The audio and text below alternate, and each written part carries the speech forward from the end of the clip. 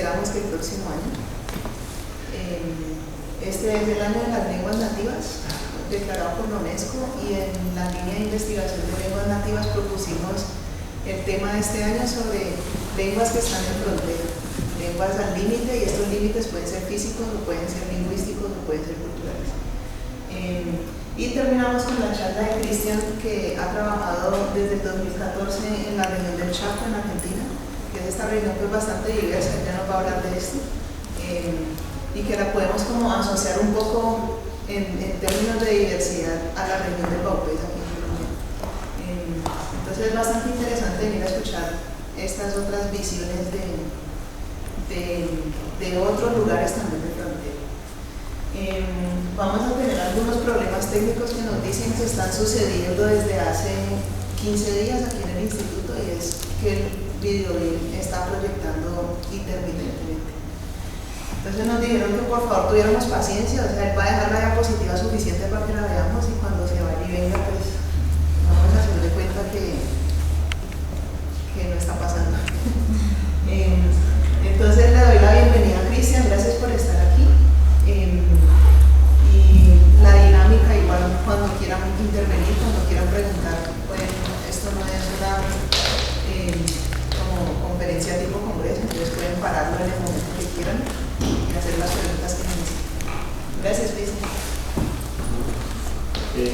¿Ahí se escucha bien? Sí, sí. Bueno, muchas gracias por venir. Sé que es un viernes, está lloviendo, a veces es mejor quedarse en casa, ¿no? Pero bueno, gracias por venir a escuchar esta charla. Y como dijo Catherine, yo les voy a hablar un poco de este proceso de documentación. ¿Me parece que este micrófono está? Sí, sí funciona. ¿Sí funciona? Bueno, les voy a hablar de este proceso de documentación y descripción lingüística en el Gran Chaco argentino. Específicamente voy a hablar de la lengua en que estoy trabajando, documentando hace un par de años, y más que nada con el inicio de dos proyectos nuevos que están relacionados, aunque financiados por agencias diferentes. ¿Alguno de ustedes conoce, tiene idea de lo que ha escuchado alguna vez hablar del Gran Chaco? ¿Alguna idea? ¿Nada? ¿Ninguna idea? Sí. ¿Sí? Más o menos. Ajá.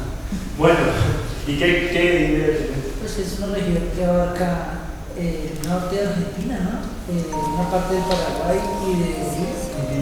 Sí, bueno, entonces abarca distintos países, ya vamos a ir en detalle con eso, pero es una buena manera de comenzar. Como mencioné, la idea es, ya que el público es bastante heterogéneo, había pensado hablar específicamente de cuáles son estos componentes de la documentación y de la descripción, que puede ser muy familiar para muchos de los que están acá, pero un poco nuevo para otros. Y más en esta línea de Himmelman, no sé si alguna vez tuvieron la suerte de cruzarse con ese artículo del 98, que fue bastante fundacional dentro de lo que es este marco de la lingüística descriptiva y de documentación, y de qué manera la documentación, la descripción y la teoría específicamente se complementan. Y vamos a ver esto aplicado a, como les dije, este proyecto de documentación y descripción de... Sé que es bastante engorroso esto.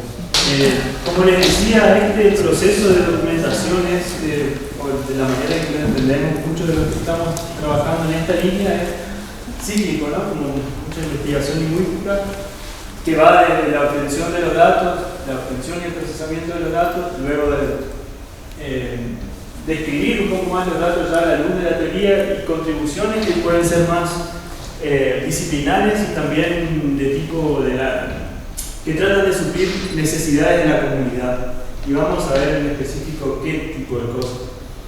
Entonces, las cuestiones básicas de la documentación: dónde, qué y cómo, cómo documentamos, ¿no?, una lengua.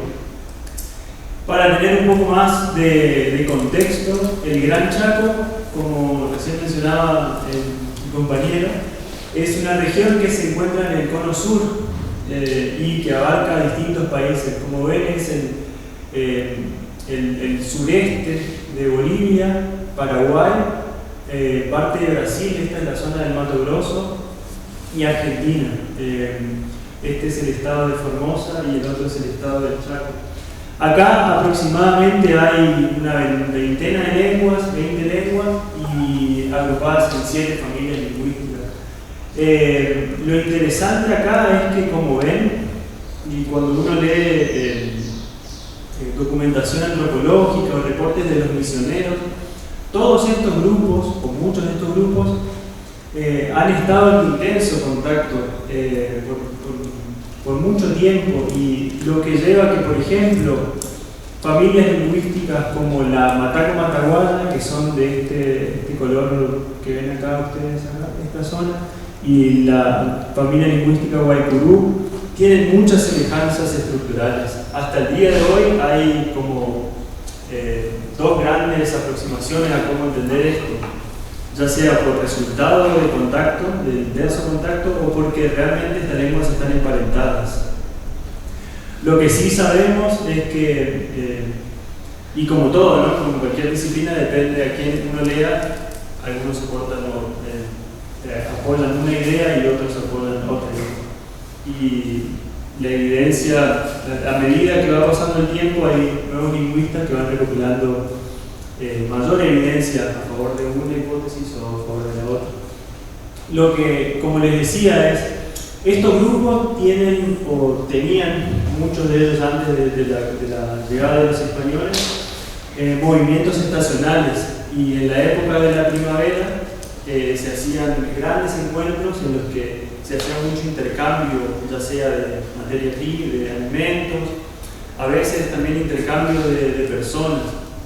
Que si ustedes leen más literatura del Amazonas, por ejemplo, esto suena muy familiar a ese tipo de prácticas socioculturales. De hecho, hay algunas personas que tienen la hipótesis de que estas prácticas culturales hacen que esta área lingüística, que esta zona, muestre conexión con la zona amazónica.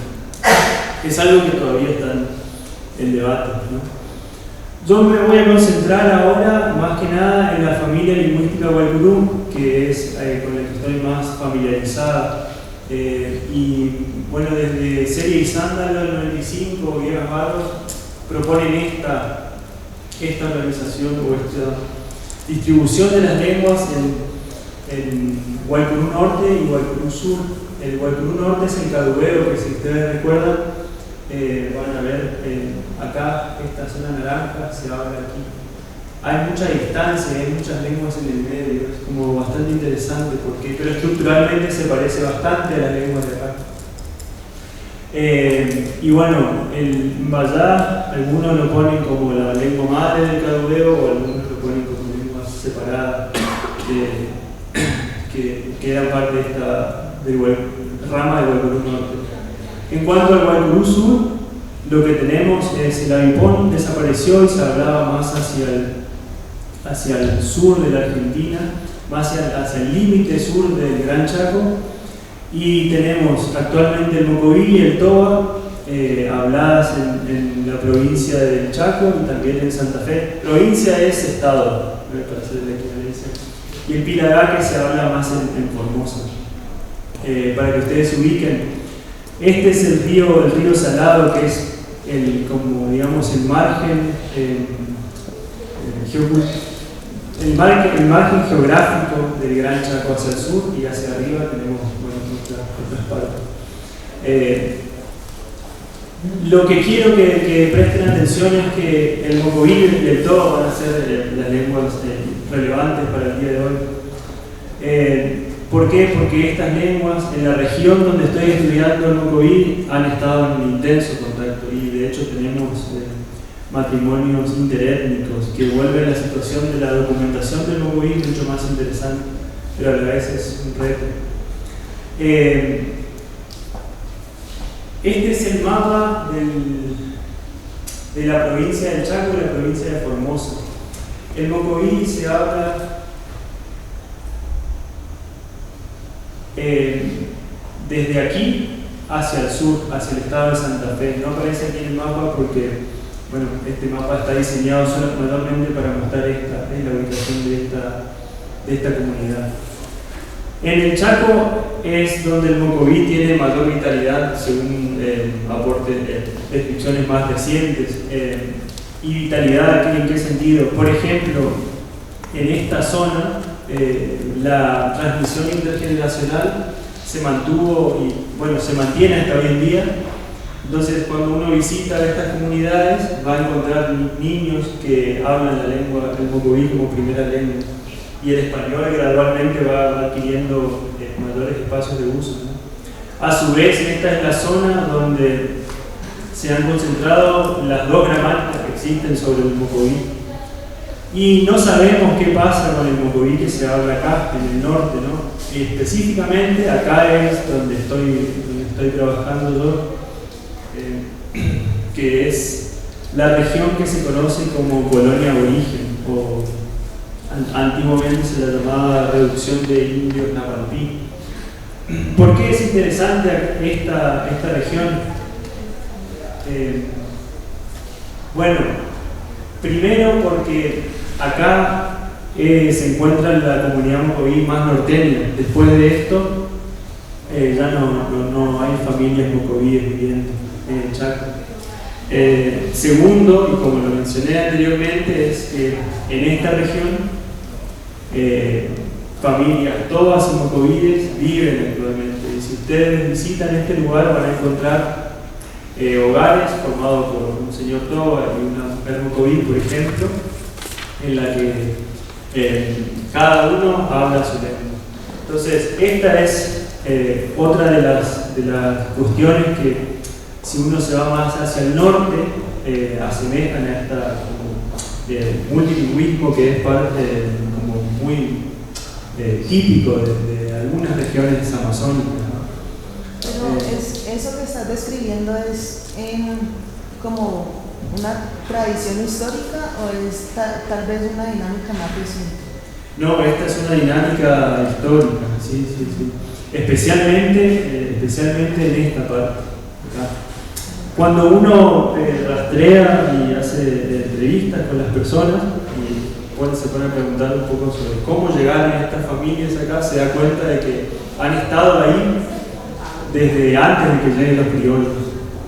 Y es así que los apellidos que en algunas partes son típicos de familias Toba o que son típicos de las familias mocovíes, acá son un apellido compartido. Entonces uno pensaría que por ahí es Toba, pero no es mocoví. Y bueno, esto a su vez lo que a mí me parece fascinante es que cada uno, al ser lenguas de la misma familia y estar emparentadas y que estructuralmente son semejantes, la inteligibilidad del Toba y el mocoví acá es alta. Entonces hay personas que, los hablantes con los que yo trabajo, por ejemplo, muchos de ellos hacen un halago de la capacidad de entender, de hablar Toba y a la vez mocoví, aunque cada uno pertenece a ya sea familia mocoví o familia Toba, ¿no? Sí. ¿Y cómo se transmite la identidad? Porque dices que hay como matrimonios de uno y el otro. ¿Cómo sería la identidad de los hijos de ese tipo de matrimonio? Bueno, ahí es algo que la gente decide en algún punto, ¿no? Porque al menos las familias que conozco, los chicos se autoadscriben a un grupo o al otro, mayormente por el lado matrilocal, sería de la mujer. ¿Por qué? Porque la mamá es la que ha estado cuidando de los chicos y ellos, si entienden una lengua, la lengua que entienden es, o en la que se sienten más seguros al hablar, es la lengua de la madre, ¿no? Entonces ya sea Toba o mocoví. Esto a la vez, como se pueden imaginar, crea un conflicto a la hora de hacer censos, por ejemplo, ¿no? Porque es muy importante el papel de a qué grupo se adscribe uno, por más que pertenezca uno a la familia, ya sea de papá mocoví o de papá Toba, ¿no? Entonces, actualmente hay una organización en esta parte del Chaco que está llevando adelante un censo de las familias mocovíes. El criterio no es lingüístico, es básicamente decir, bueno, esta es una familia mocoví, cuántas personas hay en esta familia y estos son todos los que pertenecen al grupo mocoví. Pero si lo pensamos en términos de adscripción, puede ser una mentira, ¿no? Puede ser un dato falaz. Entonces, hasta ahora lo que han encontrado es que el número de personas que han censado como parte del grupo mocoví es alrededor de 9.000 personas, si no me equivoco. Pero bueno, ese número tiene esta problemática, que representa una población que no necesariamente se reconoce como parte del grupo mocoví. ¿Se entiende lo que digo, no? ¿Sí? O viceversa, puede ser un número que se reduzca en la población toba o que aumente en el número mocoví, ¿no? Esa es una... Y bueno, yo tuve la posibilidad de hablar con la gente que está haciendo el censo y traté de explicarle o preguntarle qué criterios toman en cuenta. Pero bueno, ya saben que los tiempos y las dinámicas de la política a veces son distintos de la comunidad y de los lingüistas. Bueno, como les decía, Colonia Origen son 3 lotes que aproximadamente son como 20.000 hectáreas. Este grupo, este lugar fue originalmente asociado con los tobas y de hecho hay un proceso de reivindicación bastante fuerte por parte de las familias mocovíes, porque también esto está hablando de territorialidad, ¿no? De los territorios que les corresponden a las familias mocovíes. Entonces, cuando se creó el título cuando se les dio el título de tierras a las comunidades, se reconocía mayormente a las familias mocovíes, tobas y no mocovíes. Entonces ahora las familias mocovíes están tratando de llevar adelante un proceso de visibilización y decir, acá vivimos también los mocovíes, hay tierras que nos corresponden. Bueno, para que se den una idea de cómo luce la zona, a comparación de lugares amazónicos, por ejemplo, donde hay compañeros que trabajan, tenemos acceso a luz eléctrica. El agua potable es una cuestión que se puede subsanar, digamos, pero bueno, no es un gran problema. Y este barrio es emblemático para las familias mocovíes porque, si ven acá, se llama paraje Casica Dominga. Casica Dominga, a su vez, es una líder bastante significativa en el grupo. Porque los líderes aborígenes son mayormente hombres, o eran mayormente hombres. Y en este caso, Casica Dominga fue la líder mocoví que unió a los tobas y mocovíes en la lucha por las tierras. Sobre todo, la gente cuenta que Casica Dominga era la líder que, al tener habilidad para hablar español y también guaraní, la que representaba a la gente acá en los reclamos de las comunidades aborígenes.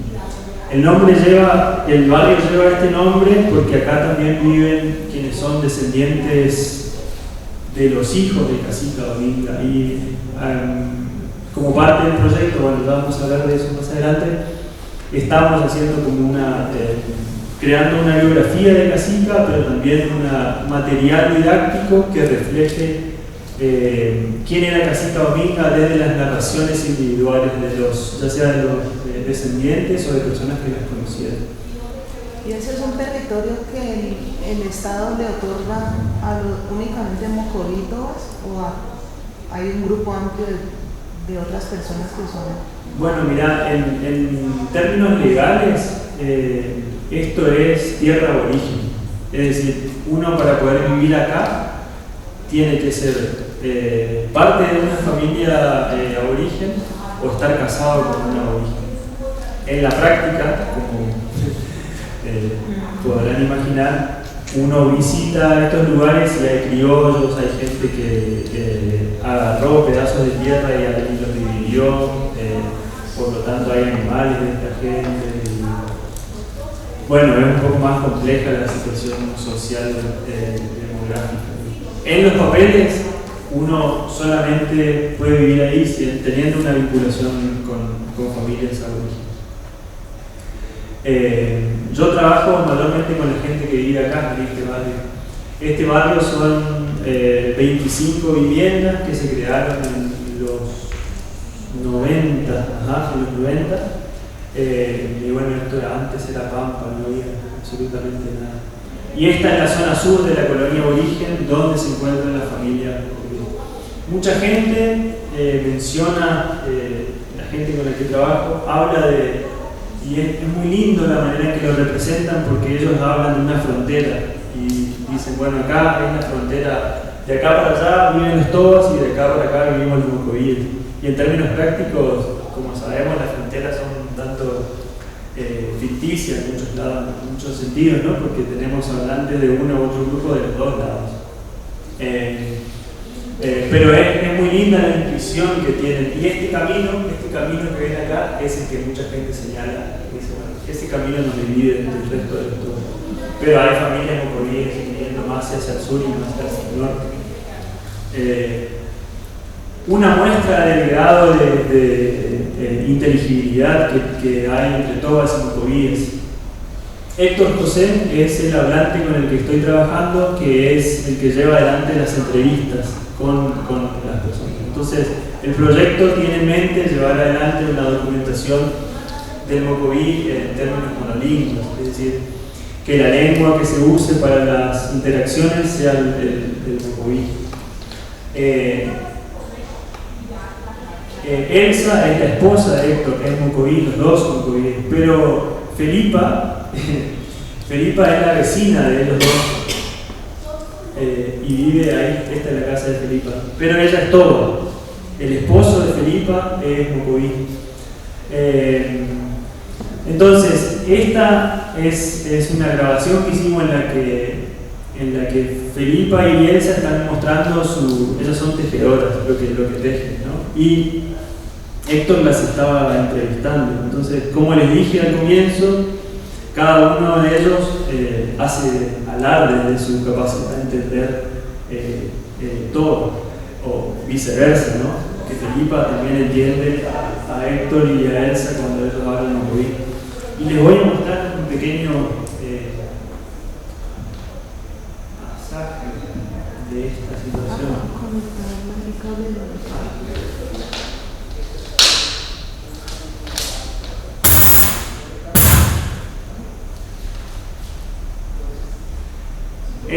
Esto a la vez es algo que grabamos hace 4 semanas atrás, hace un mes atrás. Y como ven es material crudo, todavía no tenemos los subtítulos, pero yo les puedo ir contando más o menos de lo que están hablando acá. Otra cuestión que quisiera que presten atención, van a ver que como todo corpus, ¿no? Los corpus son bastante ricos y depende de la aproximación que uno tiene, lo puede encarar desde un lado o desde otro. En este caso a mí lo que más me interesa es el uso del mocoví, pero van a ver que el material también es muy útil para estudiar el cambio de código, ¿no? Entre mocoví, todo mocoví español, todo mocoví y entonces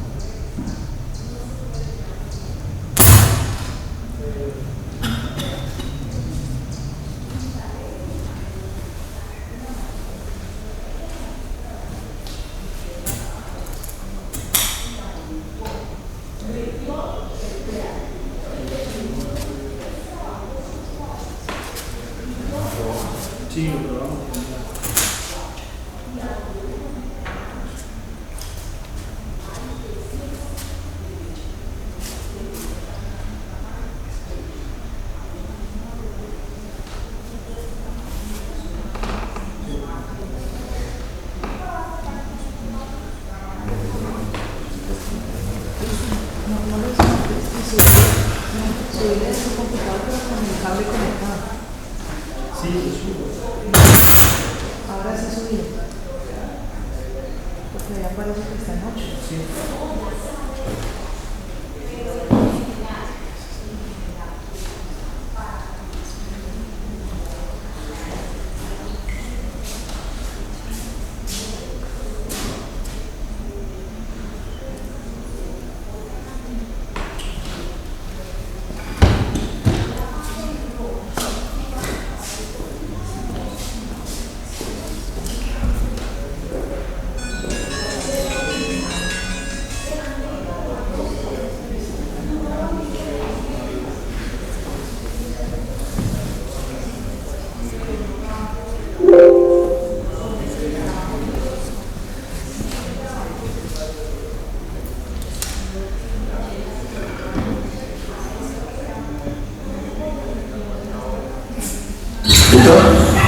Bueno, 1, 2, 3, nada, en la pata gitana, bueno, Bueno, ahí lo que dice, esta es una forma muy típica de comenzar los relatos. Dice, bueno, en este día estamos acá sentados. En realidad lo que está diciendo es que estamos sentados enfrente uno del otro. cosas como esta, vecina como Felipa, la Felipa, que no me que nada. Dice, bueno, hola Felipa, la quiere decir hola, ¿no?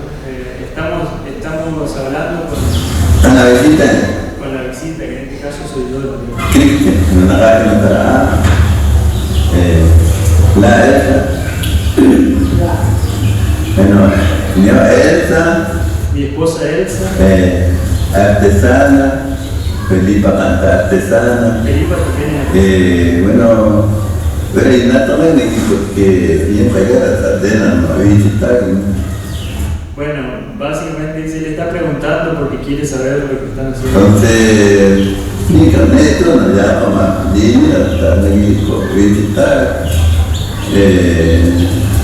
Lo bueno aquí, no sé, lo que allá, pero vamos a empezar el país, claro que Felipa.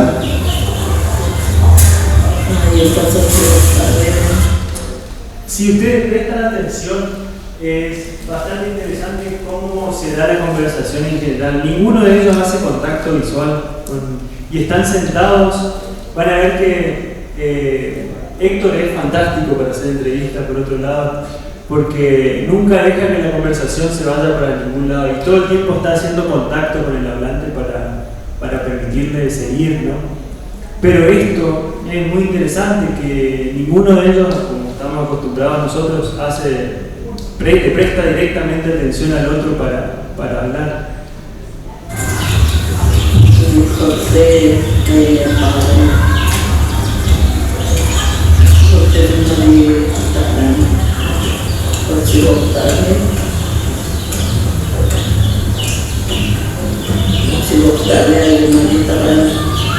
Bueno, como ven, el tempo presto de la narración también es bastante distinto del hombre y de la mujer, ¿no? Tanto Felipa como Elsa tienen esta manera de hablar un tanto más pausada, si lo queremos decir, pero me parece a mí que esto es como consecuencia de que está la cámara, no como ellas interactúan realmente. Porque cuando se apaga la cámara, como pasa siempre, y ellas empiezan a hablar, la interacción es mucho más fluida. ¿Y sabes por qué no se hacen contacto visual? En México también pasa esto. Bueno, sí, no lo sé, pero vos sabés que yo traté de imitar esto para no ser muy foráneo. Y para mí es muy difícil porque no sé si la otra persona se da cuenta que yo le estoy prestando atención o no, ¿entendés? Pero es típico, tanto entre hombres como mujeres, ¿no? Pero no sé si por ahí, Hermes, vos tenés alguna intuición o algo más, si es que esto pasa, o alguien que haya tenido experiencia de trabajo de campo. Pues no sé, ¿qué puedes decir? Pues algunos sí serían entre ellos, algunos, pero algunos no. si ellos están regañando, digamos, sí, ahí sí se mira. Pero cuando están así hablando, digamos, de una cosa, digamos, chismes, ahí sí, porque ya se dan de cuenta, porque es feo, o ya detectan que... Es muy interesante a nivel pragmático, en términos interaccionales, poder estudiar esto. Pero bueno, como pasa siempre, una sola persona no puede llegar a un conocimiento tan acabado. Sí, es bueno prestar atención a esto, ¿no? Y la manera en cómo se sientan, no están directamente enfrentados unos a otros. Mira, que otro compañero de allá de Caballería nos dijo que ellos no se miraban, era porque le podían hacer brujería. Entonces nadie se mira porque le da miedo que el otro te haga algún maleficio con el regalo. Entonces ninguno se mira, todos están mirando así, pues lo que yo vi, ¿no? Sí. No lo sé, nunca tuve una conversación sobre esto porque tampoco quiero traer sonar como paranoico para preguntarles, ¿no? Porque esto se da naturalmente, es un trabajo mío que yo pueda entender cuándo se usa una manera, cuándo se interactúa de una manera y cuándo de otra, ¿no? Pero bueno. Pero no hay y ya está, se los que normal.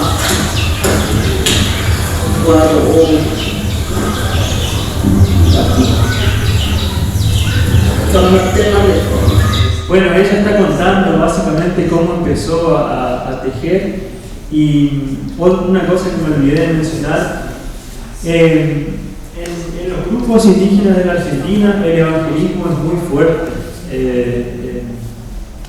y en este lugar, de hecho el lugar donde yo hago base para el trabajo de campo es una iglesia evangélica.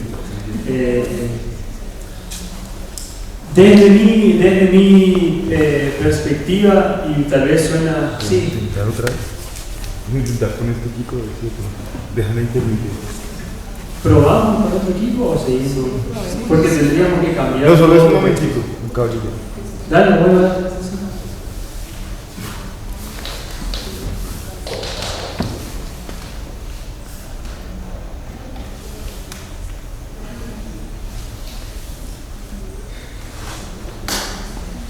Mientras ellos van probando, se puedo preguntar, volviendo a lo que estabas diciendo sobre porque me parece interesante esto de matrimonios de lenguas distintas, pero cada quien libremente escoge a cuál pertenecer. Los hijos, en los hijos está la diferencia. No en los individuos, en cada uno de ellos, digamos que es parte de, ya sea el grupo TOA o Mocoví. Porque de hecho ellos usan, cada uno interactúa en su lengua. Esto es lo que... Sí, entonces los hijos también crecen bilingües, pero también... No, ahí está la diferencia. Los hijos, esto creo que no lo expliqué bien, los hijos tienen como mayor cercanía y facilidad para entender o para hablar una lengua, mayormente la lengua de la madre o la lengua de la persona que los cuidó, digamos, que fue parte de su crecimiento. Esta es la diferencia. Por ejemplo, la primera familia que conocí era una familia como la de Felipa.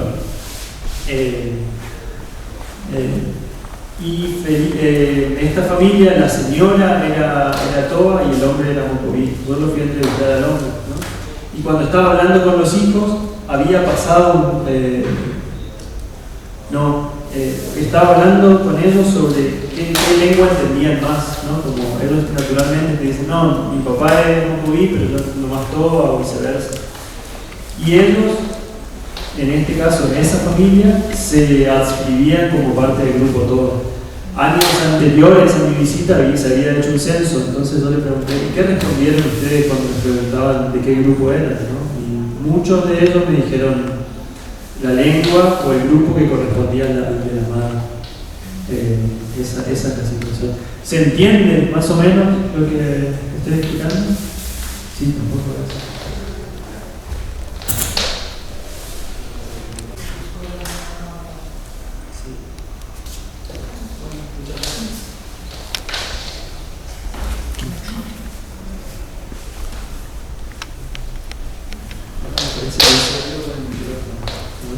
Sí. No, ahí está. Bueno, ahí está. Bueno, vamos a ir a la parte en la que... Disculpa, Sí. una pregunta. Sí. Bueno, cuando dices que ellos entienden una lengua o se sienten identificados con la de la mamá y esta es la que practican, ¿qué pasa entonces con la del papá? O sea, ¿ellos de igual forma la entienden? ¿O por el contrario, el papá también se escribe la de la mamá? ¿O cómo es la cosa? No. Por ejemplo, el esposo de Felipa, don Bonifacio, él es mocoví. Y en este caso hay, como les dije, no es 100% que va a ser así como mencioné, sino que hay situaciones en las que los chicos, por diversas razones, también pueden ser como reconocerse como parte del grupo del padre. La hija de Felipa, por ejemplo,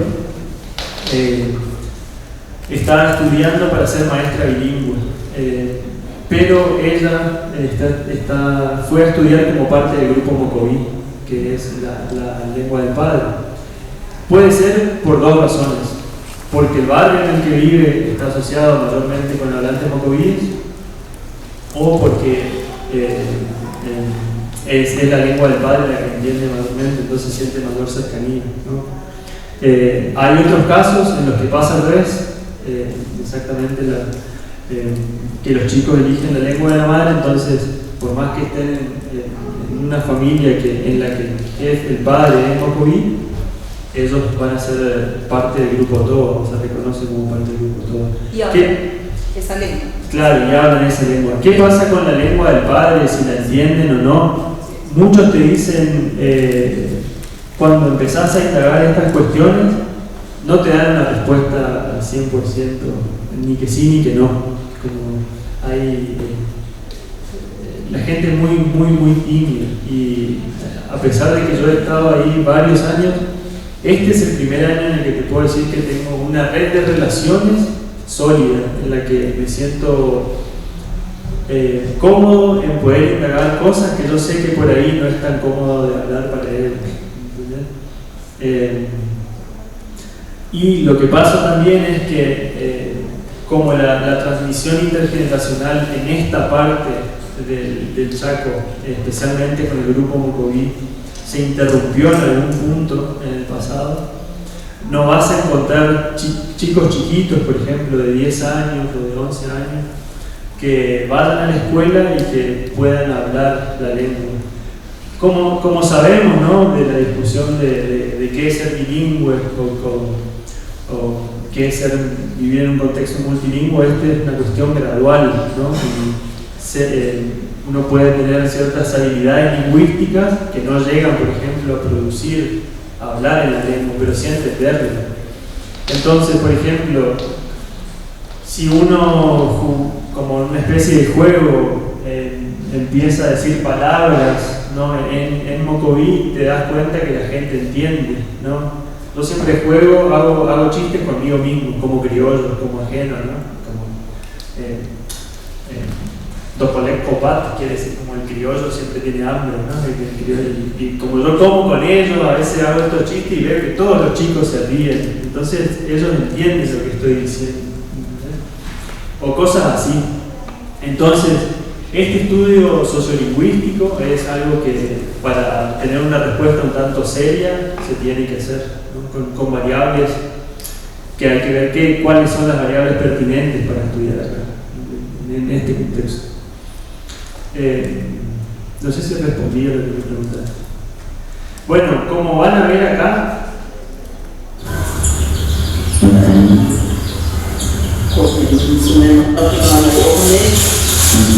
ahí Felipa le dice, estas son las cosas que yo estoy haciendo.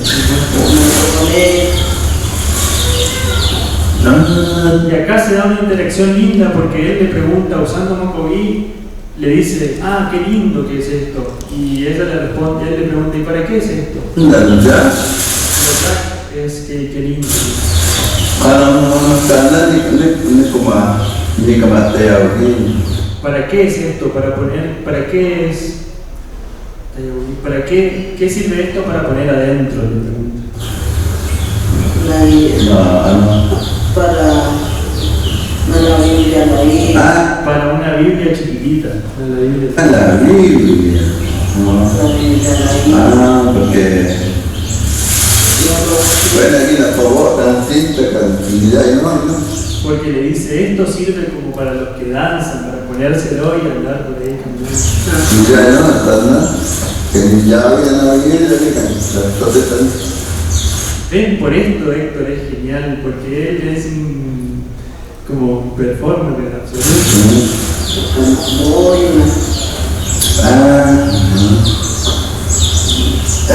La boina. Esto es una boina. La verdad. Los talek, son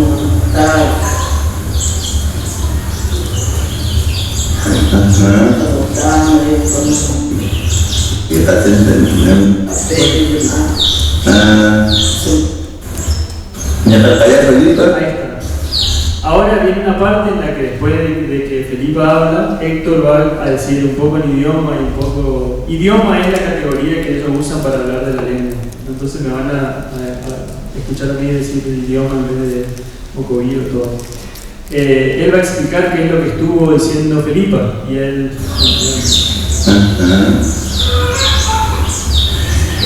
Bueno. Nyata kaya begitu. Porque, bueno, que nos prestó.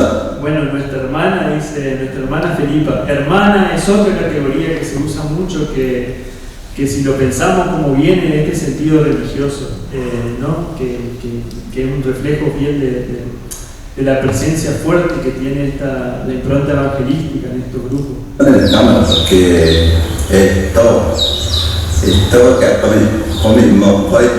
Dice, ella es todo, pero nosotros comimos hoy, nosotros somos mocoví. Pero bueno, ya está el texto, está aquí. Dice, bueno, pero ella está hablando y nosotros estamos acá. No, sí, pues era cuando Sorcomena, tanta luchadora. Dice, bueno, ella está contando de cómo nuestra abuela y los nietos. Para que vino la Marfil. Como para que los nietos como que surjan, ¿no? Que se vayan para arriba. Y acá tú me llaman feliz porque Sorcomena para no dar tanta. Y esta peruana lo contra sí. Bueno, esto es para mostrarles el nivel de interacción que tienen ellos hablando cada uno en su propia lengua. Como ven, Felipa entiende lo que está diciendo Héctor, porque de otra manera diría no es así, ¿no? O intervendría en la comunicación. Y después de que hicimos esta sesión, yo a la vez les preguntaba si se entendían y si podían seguir. Sí, y me dijeron de qué estaban hablando, ¿no? Bueno, el estudio de este material, como les mencioné al comienzo, es muy valioso para ver cuándo uno cambia hacia una lengua o cambia hacia otra. Ellos también, Héctor en este caso, al saber Toba, tengo que hacer este trabajo más en detalle con la gente para ver cuándo usa palabras que por ahí son más Toba o por ahí que son mocovíes. Pero como son semejantes y son mismos parientes, hay lexemas que son parecidos, marcas morfológicas que también son parecidas, aunque el mocoví tiene sus particularidades. Bueno,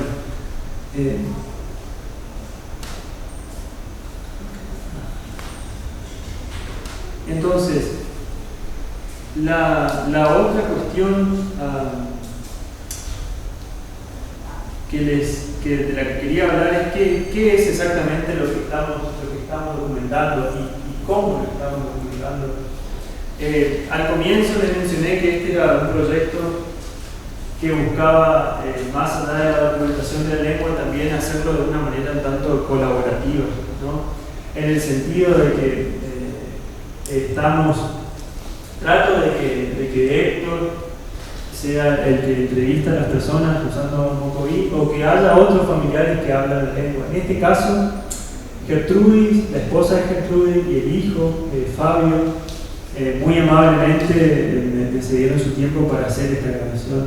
Y en este caso fue diferente de las interacciones previas que tuve con Gertrudis, porque Fabio fue como guiándolo al padre de qué específicamente tenía que hablar, ¿no? qué nos interesaba a nosotros. Aunque él usó español,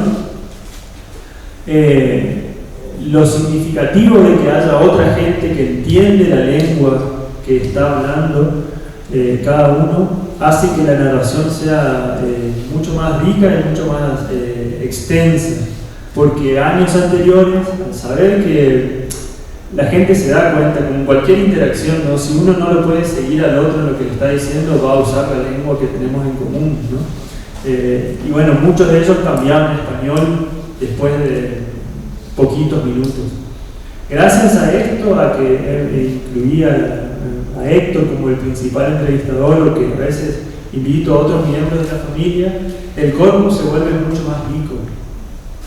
Y no solamente eso, sino que, como ven acá, hay otra persona que está haciendo las grabaciones, y él es miembro también del grupo Mocoví, y es con el que he estado trabajando para enseñarle cómo usar los equipos y a la vez la traducción.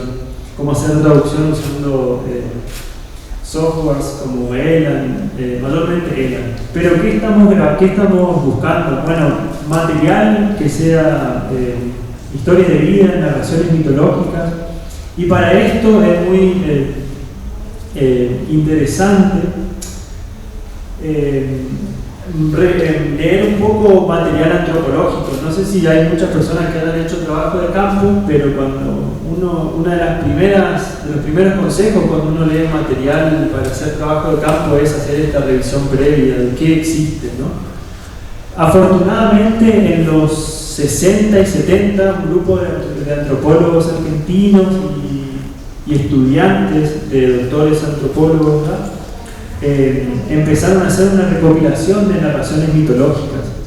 Como el estado de la lengua y por supuesto la presencia del evangelismo hizo que muchas de esas narraciones se dejen de lado. ¿Por qué? Porque son consideradas parte del mundo pagano. Entonces, o del mundo de, ¿cómo lo llaman ellos? Como antes de entregarse el evangelio, ¿sí? Como lo dicen ellos. Esas narraciones son o vetadas, o son narraciones que ellos creen que ya no están más en la memoria colectiva de la gente. Me crucé con este libro, se llama Literatura folclórica de los indios mocovíes. Está en inglés, ese es otro problema. Es una colección bellísima de narraciones mitológicas organizadas por tres grandes temas. Temas que son más cosmológicos, otros temas que son más de seres sobrenaturales, y otros temas diversos, digamos, varios. Estas tres categorías son las que usan ellos. Y gracias a que pude leer esto, cuando empecé a hablar con Héctor, o a veces cuando hablo con la gente, les pregunto sobre el contenido de esas historias, pero más como trato de llegar a eso preguntándoles como cosas que contaban los antiguos antes, cosas que contaba la gente antes. Cuando uno va por ese lado, ahí la gente te dice, sí, claro, estas cosas es lo que... Esto todavía se cuenta, es como todavía, ellos te dicen, esto todavía está acá, ¿no? Lo sabemos, claro que lo sabemos. Y ahí es que surgen narraciones fabulosas, la gente se engancha mucho en tratar de hacerte ver de qué manera la gente vivía antes, pero no como algo tan alejado, sino como algo que ellos vivieron, ¿no? Esa actualización de los discursos es fenomenal. Vamos a ver más tarde un texto que ya lo tenemos bastante avanzado en la transcripción, ya está completo. Pero lo lindo de ese texto es que ese texto fue grabado en los 60 en Santa Fe, en el estado contiguo, Y cuando me lo contó Héctor a ese texto, él lo ancló a ese evento a metros de donde está el barrio. Entonces, para él es algo que pasó hace poco tiempo, pero en un lugar mucho más cercano, ¿no? Y esto es típico del relato oral, de cómo se actualizan los relatos orales en general. Y esta cuestión de las narraciones humorísticas es un género nuevo con el que empecé a indagar ahora y que tiene, por supuesto, el valor explicativo de ciertos eventos de la naturaleza. ¿Por qué los pájaros tienen ciertos colores? ¿Por qué la gente se levantaba muy temprano antes de que salga el lucero? Etcétera, etcétera. Conversaciones, como ya vieron, y datos elicitados. Los datos elicitados tienen que ver más precisamente con un estudio de alternancia de la valencia, que es como una parte que complementa la documentación en general. ¿Sí? Esto de las historias de vida es un género discursivo que has podido descubrir que hace parte del arte verbal de los Mocoví, o es una categoría que introdujiste allí con una cierta estructura, porque esto, digamos que las historias de vida son como no sé llamarlo como una técnica de investigación narrativa, pues, pero eso es muy de las ciencias sociales. Entonces mi pregunta es si esa noción es valedera, digamos, para llamarlo al texto. Sí, tal vez porque a veces yo también lo que sentía en algún trabajo que dices que estaba forzando un poco esto y no sabía si efectivamente las historias de vida tenían una estructura particular en esta lengua, por ejemplo. No, yo lo clasifico más como historia de vida por la temática, no por la estructura narrativa. O sea, ellos están hablando de algo que les pasó a ellos, cómo vivían cuando eran chicos, o que, por ejemplo, ese día que hicimos, la foto de ese día, por ejemplo, Gertrudis habló de lo que hacía él cuando era cazador. Y contaba, bueno, que pasaron mucha pobreza, qué es lo que hacía él, cómo se casaba. Y uno aprende bastante, digamos, como incluso en el texto en español, uno no puede hacer una clasificación de un tipo de texto que tiene una sola característica, ¿no? Porque los textos tienen matices de distintas línguas. Entonces, aunque esto sea una historia de vida, por ejemplo, el contenido de ciertas partes de esa historia de vida tiene que ver mucho con el valor del estilo de vida, tipo de vida, por ejemplo, ¿no? Entonces, ¿cómo lo definimos? De hecho, cuando hago los metadatos de estas narraciones, trato de usar las etiquetas que sean más específicas al contenido de la narración, más allá de que haya algo más general que el englobe. Que a fin de cuentas, cómo vamos separando las narraciones es una decisión más nuestra, ¿no?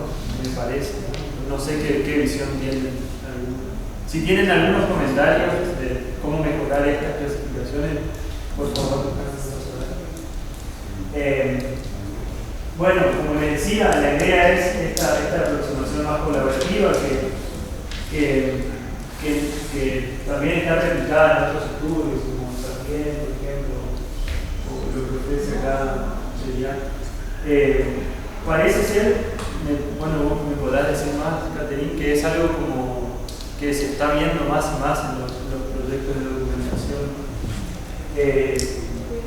Y a mí, la verdad, antes de empezar esto no era tan optimista, a decir verdad, pero ahora con la presencia ahora con el producto que pudimos documentar, me parece que sí, que es una aproximación que vale la pena, que aunque no salga al inicio, aunque no sea tan productiva de digamos, vale la pena, porque la integración que uno tiene a nivel comunitario es mucho más grande que al ser ya solamente uno visitando hogares de manera aislada. ¿Se entiende? ¿Tienen alguna pregunta de cómo se lleva específicamente esto adelante? de cualquier tipo. Bueno, sí, no, veo algunas caras como de qué están hablando este muchacho. Sí, preguntar, decir. No. Yo sí quería preguntar sobre las narraciones mitológicas. Ajá. Porque pues justamente estuvieron permeadas. ¿Y desde hace cuánto tiempo lleva la utilización? Para darte una idea, tanto en el TOA como en el Mocoví hay dos diccionarios que son, digamos, de cabecera para cualquiera que empiece a estudiar estas lenguas y fueron creadas por un menonita.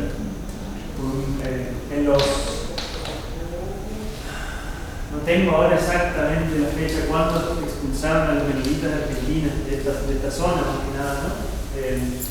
Pero lo que ellos fueron creando fueron traducciones, y veí que hay traducciones indígenas muy famosas, no solo en el Chaco, sino en Paraguay, por ejemplo, donde tuvieron una presencia muy fuerte. Yo te puedo decir, por ejemplo, que de lo que vi acá hay dos generaciones anteriores a los hablantes con los que estoy trabajando que formaron parte ya de la o sea, digamos 50 años antes, ¿sí? Algo así, 60 años, sí. Bueno. Pero, perdón, déjame completar la idea. Pero las narraciones, por ejemplo, hoy justamente hablábamos con los chicos, con Caterina y con Ricardo y él, que con Héctor grabamos una narración que explica un eclipse, ¿no? En el que el sol es una mujer y la luna es un varón. Entonces el eclipse es entendido como una lucha de apareamiento entre la luna con el sol, ¿no? Y los indígenas lo que hacían era ayudar al sol por medio de ruidos en la tierra. Y los ruidos se hacían con palos pegándole a la tierra, con palos pegándole incluso hasta a los perros que pegaban, o a los animales, ¿no? Y la gente salía de sus casas porque no quería que pase esto, era una manera de ayudar al sol. Bueno, ese relato es un relato así de chiquitito, gordito, son 10 líneas de este libro que me mencioné, de literatura folclórica del Mocoví. Y yo pregunté esto como, mirá Héctor, leí esto en algún otro lugar y me contaban los antiguos. Sí, me dice, claro, esto pasó, 2 veces pasó. Y esto era lo que hacían, yo alcancé a ver a mis abuelos que hacían esto.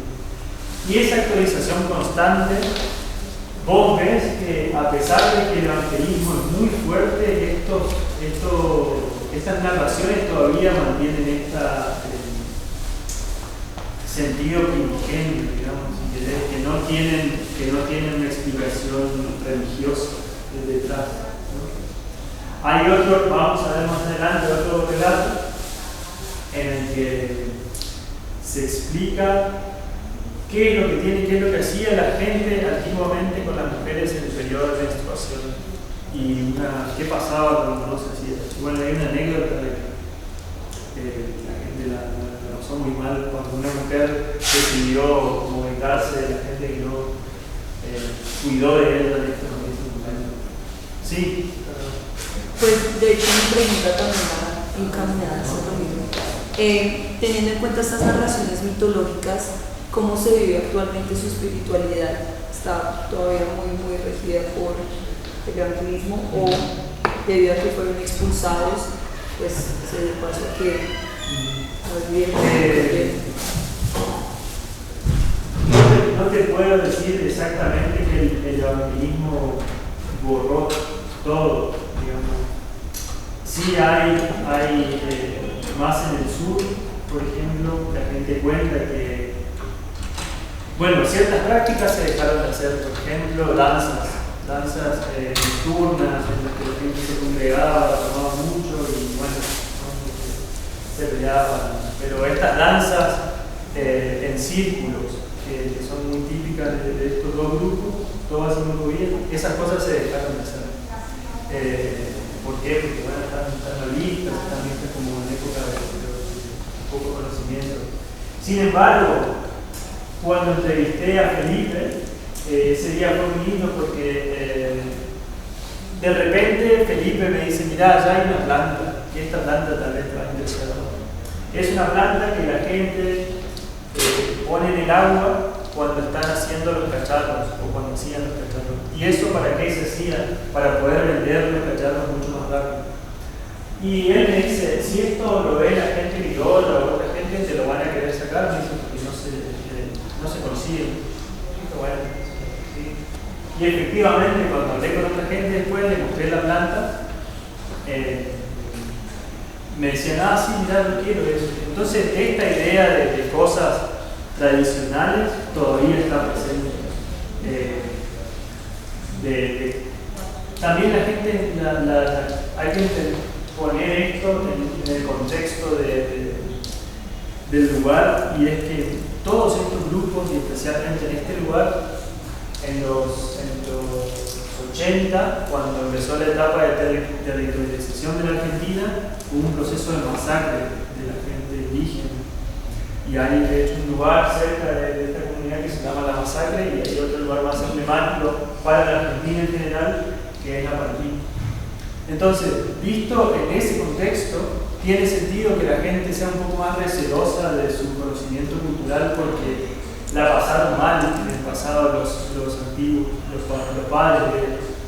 Y también después vino el proceso el proceso educativo, ¿no? en el que los chicos empezaron a ir a la escuela, y muchos de ellos cuentan que les pegaban si hablaban la lengua indígena, ¿no? Entonces, visto desde esa perspectiva, tiene sentido en cierta medida que haya conocimiento cultural de estos grupos que sea restringido, que no sea para cualquiera, ¿sí? Porque esto a la vez es una cuestión identitaria muy fuerte. Pero también más reciente en la historia, con los últimos, no sé si alguno está familiarizado más o menos con la política de la Argentina, en la etapa de digamos 10 años para atrás, 10, 12 años para atrás, hubo un proceso de visibilización de los grupos indígenas muy fuerte. Entonces, todo aquello que la gente se empezó a dar cuenta del valor, ¿por qué? Porque el Estado también promulgó el valor del indígena, no como una cuestión folclórica, sino como una cuestión de restablecer derechos y de restablecer accesibilidad a la gente a ciertos espacios, a ciertos servicios que la gente merece, digamos, no es que se merece, que vale la pena luchar por eso.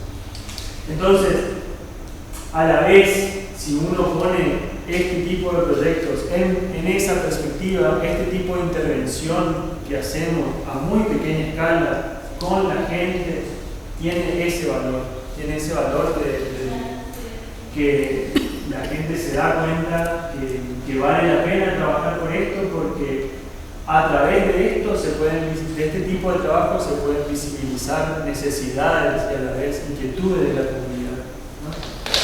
Entonces de ahí es que cualquiera de ustedes que tenga la posibilidad, que tenga estudiantes a cargo, que tenga la posibilidad de charlar con alguien que pueda llevar adelante estos proyectos, vale la pena incentivar esto.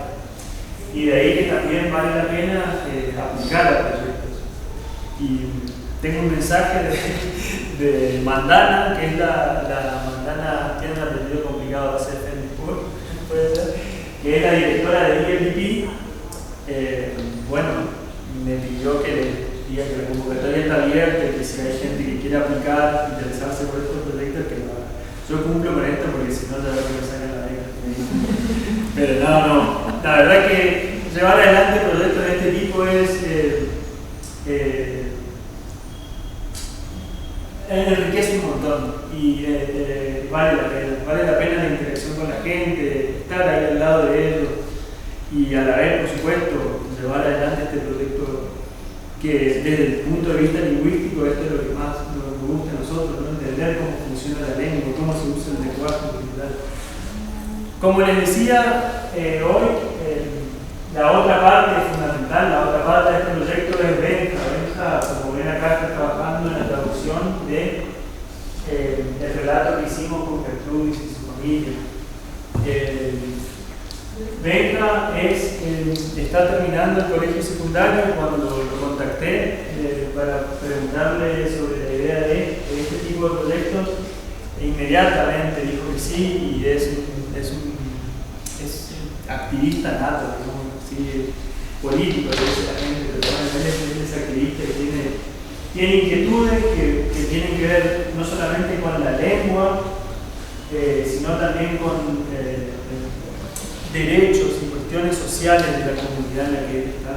A la vez, Benja tiene una red de relaciones muy rica y muy amplia, y siempre me está diciendo: che, tenemos que ir a ver a este hablante, tenemos que ir a ver a este hombre que es el último, que seguramente sabe sobre tal cosa, sobre tal cosa.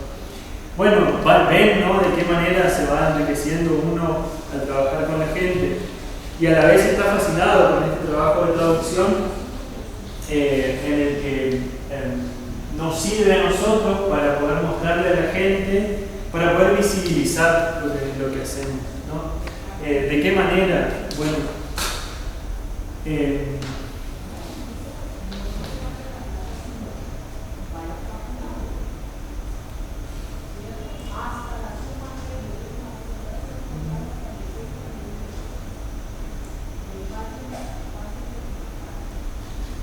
esta es una narración que tiene que ver con ese relato que trata sobre qué se hace con las mujeres, o qué hacían los antiguos con las mujeres cuando estaban en su periodo de menstruación, ¿no? Héctor va a contar acá.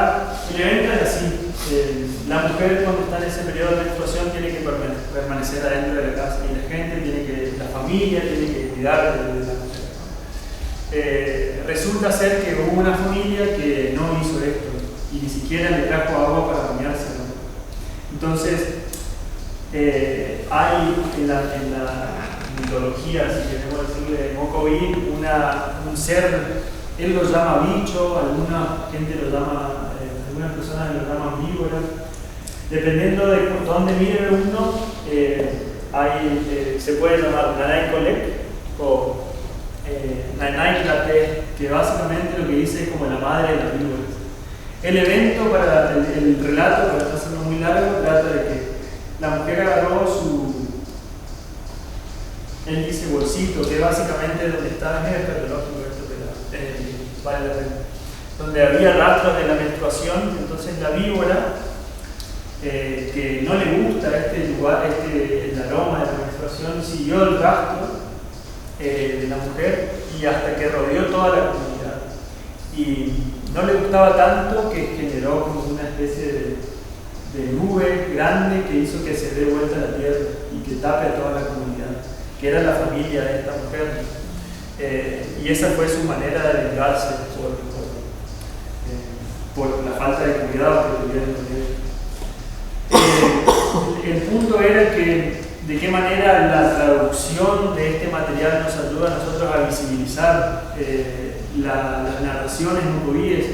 Bueno, lo que estamos haciendo es la creación mediante la traducción, podemos usar la traducción como subtítulos, y eso llevar a las escuelas y mostrar lugares en los que, si estuviera solamente el mocoví, sería difícil acceso para que la gente pueda seguir, ¿no? Esto se hace muy rápido, pero se necesita de alguien que entienda la lengua. Hoy es un lugar también que está acá cerca del barrio, ¿no? Guau, ya chica, ya calla. Bueno, che Navid facciamo felici. Navid negli altri che l'italiano aunque una nave aquí o ya, pero bueno, lo más importante es que aquí en Canadá, 7 de agosto. Bueno, Cristian no se queda como la historia fue una cerquita, ¿no? Ven, esa cuestión que él dice esto pasó acá cerquita.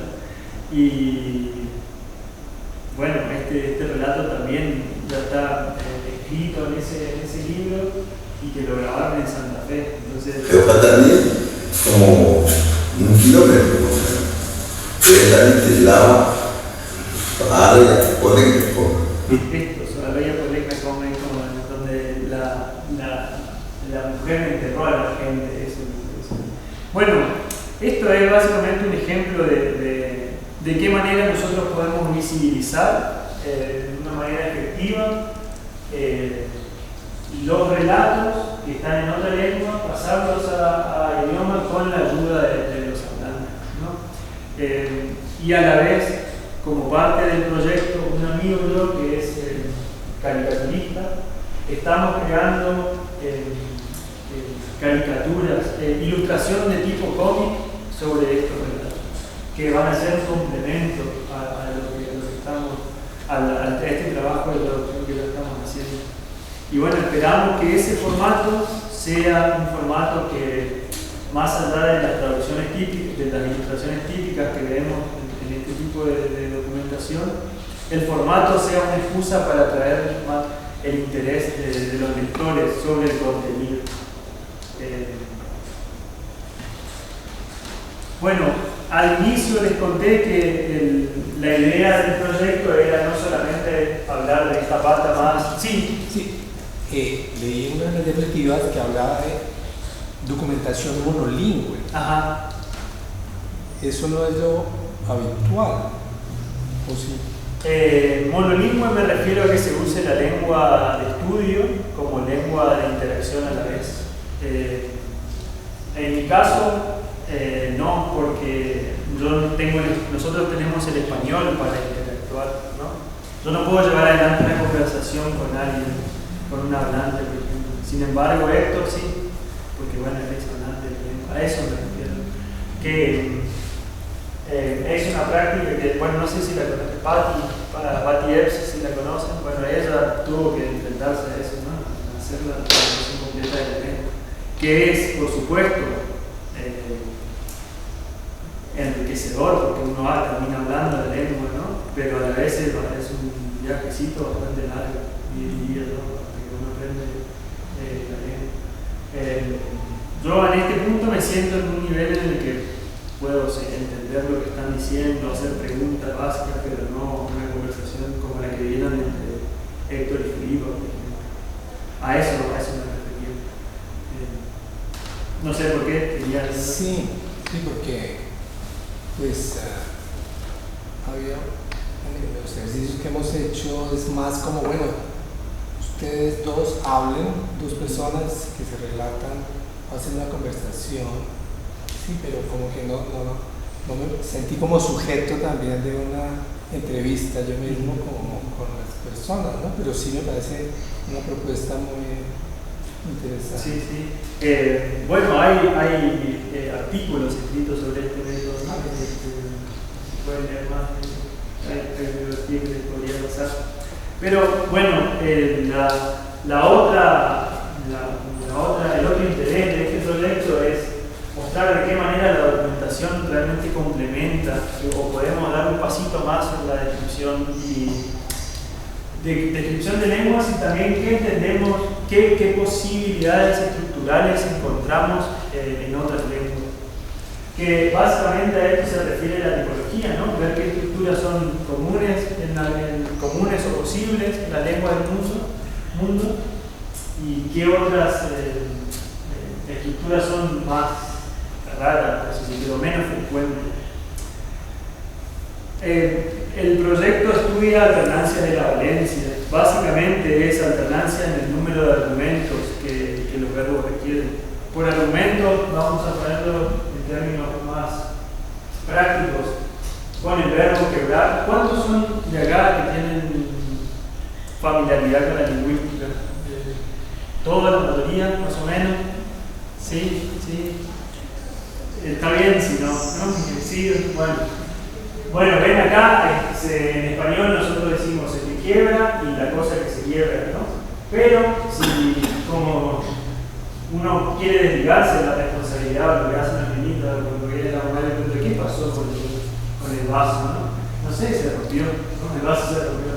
Y usamos este C. Bueno, de esta manera, ven que acá no se menciona al que quebró en vez, ¿no? Sino la cosa que se quebró, pero a la vez usamos este pronombre C.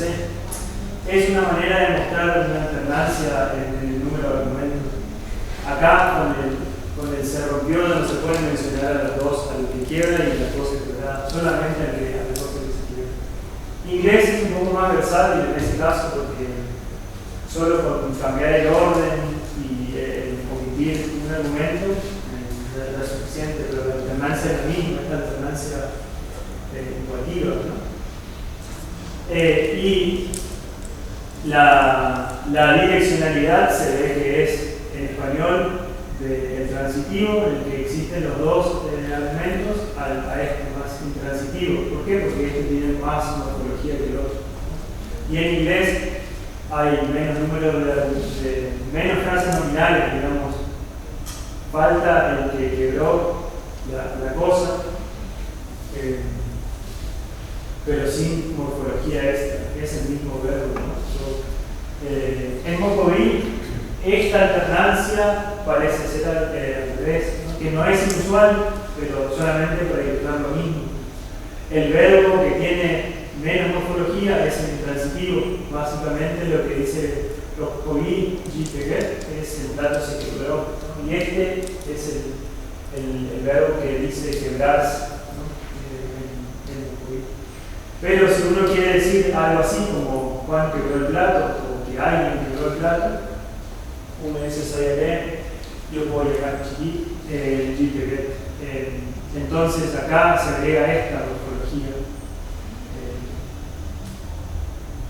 que es esta morfología causativa, es decir, se agrega este segmento para decir quién es el que causó que el plato esté roto, ¿no? ¿Se entiende? Y a la vez cuando se agrega el número de... Pero esto agrega al causante, digamos, que llevó adelante la acción de quebrar el plato. ¿Sí? ¿Me sigue? Bueno.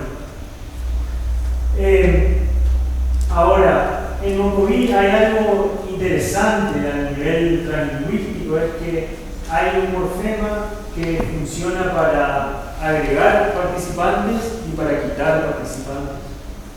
Es decir, una alternancia más de antipasiva o de causativa. Por ejemplo, si uno dice soy Alei y la a solo va, es como el hombre abandonó a su esposa. El verbo transitivo es el básico acá. Y esta marca indica que quién es el que quebró, quién es el que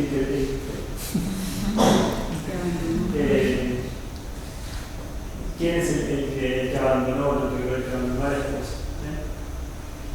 Y este verbo tiene dos participantes, el que abandona y la persona abandonada. Pero si uno dice soy alegre la pagán, dice el hombre se divorció. Ven, el prefijo acá cambia y dice que esto es intransitivo. Y este sufijo dice, bueno, ahora no se puede expresar más a esta persona, la esposa, o la persona que se abandonó, ¿no? Y por eso acá como que se reducen los argumentos. Esto se conoce en la literatura como antipasiva. No se puede, si uno dice soy alegre la pagán a solo va, esto no es la función de la ley. Entonces sí o sí tenemos que dejar de lado a la persona que en este caso se abandona y a la vez el significado es distinto, ¿no? Pero el mismo argumento, no tiene sentido que tenga un micrófono. El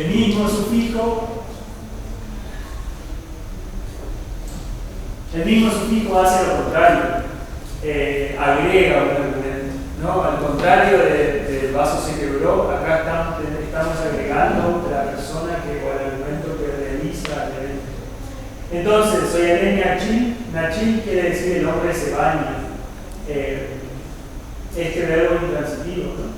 En español también.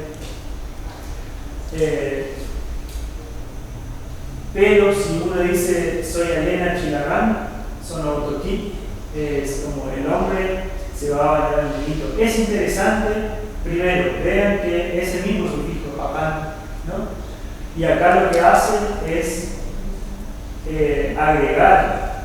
nos permite agregar otro argumento, nos permite agregar a la persona a la que se baña, ¿no? Y el hombre, en vez de bañarse a sí mismo, baña a alguien más. Esto se vuelve transitivo, ¿no? La acción transita hacia otra persona. Y entonces causa que el niñito esté bañado. Ahora, este valor de irse hacia un lugar, este valor de movimiento es bastante interesante también. Que a ciencia cierta, o sea, a mi entender, este valor tiene como baja transitividad esta cuestión de ir a bañar a alguien, que es distinto decir de bañera a alguien, ¿no? El participante acá tiene una menor apreciación. Pero, por ejemplo, recordando, ¿se entiende hasta acá? ¿Se entiende lo que hace este sufijo? Entonces, con un verbo quita un argumento, con otro verbo agrega otro argumento, ¿no? Entonces se pueden pasar de un verbo que tiene dos participantes, uno que dice quién hace y la persona que recibe la acción, y el otro verbo en el que solamente se puede quitar al que recibe la acción. Es decir, el argumento que sufre la acción o al que recibe la acción no se menciona, pero el sufijo es el mismo. Entonces hay un sincretismo acá entre un aumento de la valencia y una reducción de la valencia. Lo interesante es que podemos tener una secuencia ran. Entonces acá la decisión de cuál es el valor que toma el sufijo depende del verbo base. Entonces ya sabemos que si nosotros decimos nachilacán es bañar a alguien, ¿no? Esto viene de nachilacán si no baña a alguien, pero si uno dice soy alé nachilacán es que uno bautiza, ¿no? Es esta acción de bañar a alguien que tiene relación con lo que sabemos de las antipasivas a través de las lenguas, que tienen este valor aspectual de una actividad que se realiza iterativamente. Pero con el otro verbo, con el verbo transitivo, uno puede decir soy alé y la tamazán. Y lo que dice es el hombre hizo divorciar a su hija. O sea, acá se reduce la valencia y después se la vuelve a aumentar. Este proceso de que un verbo transitivo primero se tiene que reducir el número de argumentos y después aumentarlo, es algo que se conoce, que se ve, pero no es muy común en las lenguas del mundo. Ahora, que se use exactamente el mismo sufijo, eso no había sido reportado en otras partes del mundo, pero es bastante común en las lenguas guaycurúes y mataco-matahualco. Y esto es lo que vuelve a la cuestión inicial en la que les decía que estas dos familias lingüísticas tienen mucho parecido estructural y que no sabemos si se debe a que vienen de una lengua madre o que el contacto hizo que tengan esta morfología tan cercana. Entonces, esto en la literatura se conoce como una tipología de la voz ambivalente o de ambivalencia, la ambivalencia de voz, lo llama Machukov, y hay dos artículos muy interesantes. La contribución que hacemos nosotros a través de este estudio del Mocoví de las lenguas guaycurúes es que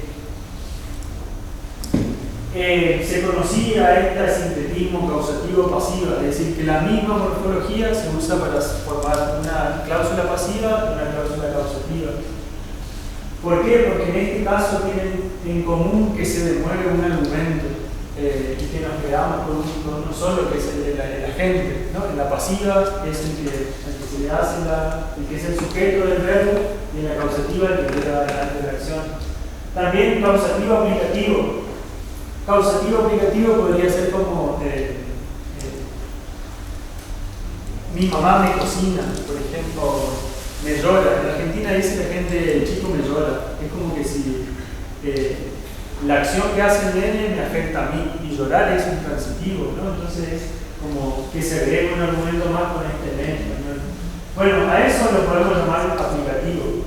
Y causativo, ¿por qué es común este sincretismo? ¿Por qué? Porque se agrega un participante más. Entonces, ya sea el que hace la acción o el otro objeto, ¿no? Y también se conocía este aplicativo antipasivo,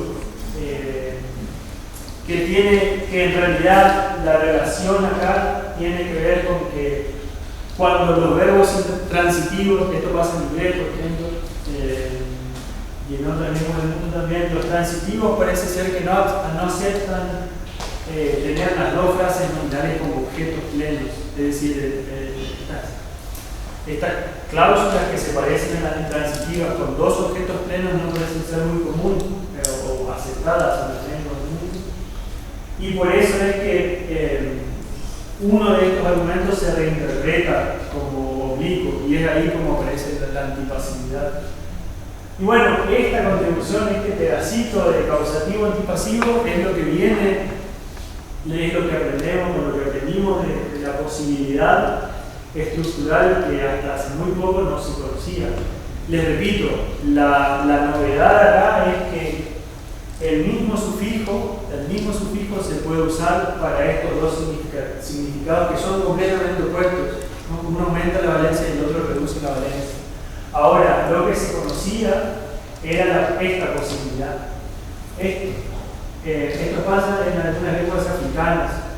Si tienen la posibilidad de leer a Denis Gressel, él trabajó con lenguas de la familia Mande, que tienen un proceso exactamente como este, pero la diferencia está en que la reducción de la valencia se hace con otro sufijo y no con el mismo.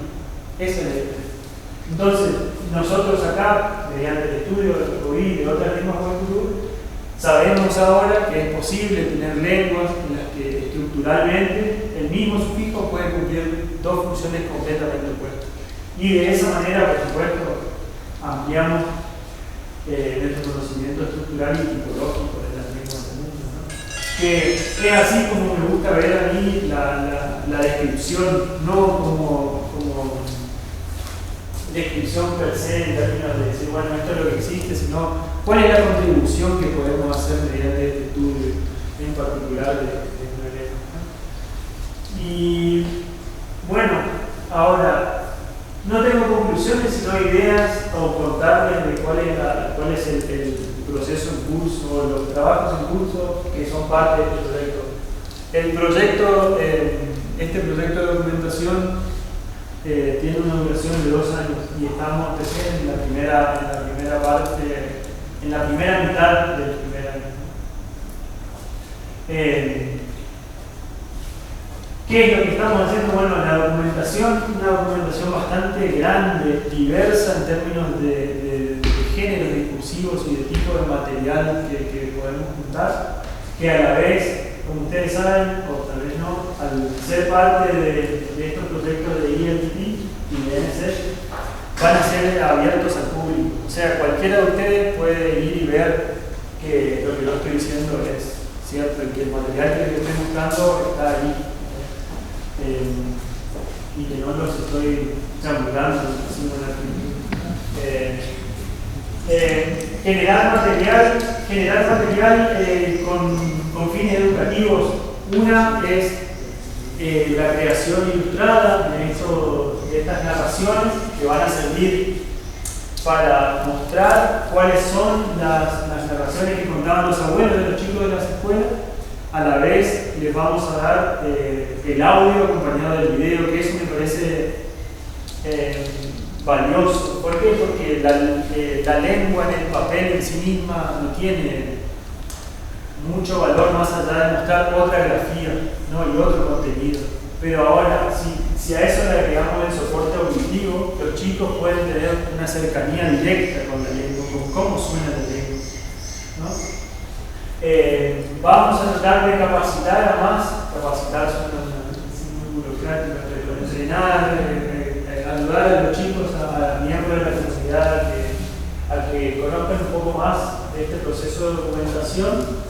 Y la parte que va a ser producto de la tesis es esta descripción de las alternancias de la valencia, que estoy muy ansioso de sentarme a poder escribir sobre. Ahora estoy juntando el material, ¿no?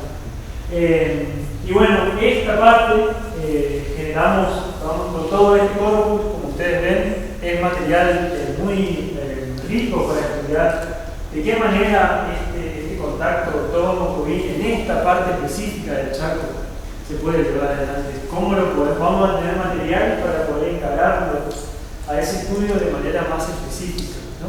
¿Por qué? Porque vamos a tener material tanto en COVID y también interacciones como las que tuvieron entre Héctor y Felipe, ¿no? Bueno, eso es todo por mi parte. Darles gracias a las agencias, a ustedes por venir, al Instituto Carifuero, a Cate, a la familia y a todos los presentes. Si quieren tienen alguna duda o algo así, tienen contacto en Twitter ahí, una página que está en curso. Escríbanme por cualquier cosa, así, si me quieren preguntar de dónde, o si quieren saber más de la zona, si quieren, no sé, leyeron algo que les parece interesante y no tienen manera de encontrarlo, cualquier cosa, siéntanse libres de contactarme cuando quieran y sobre cualquier tema, por supuesto que les pueda responder de econometría, no sé. Bueno, muchas gracias por su atención y gracias por haber venido.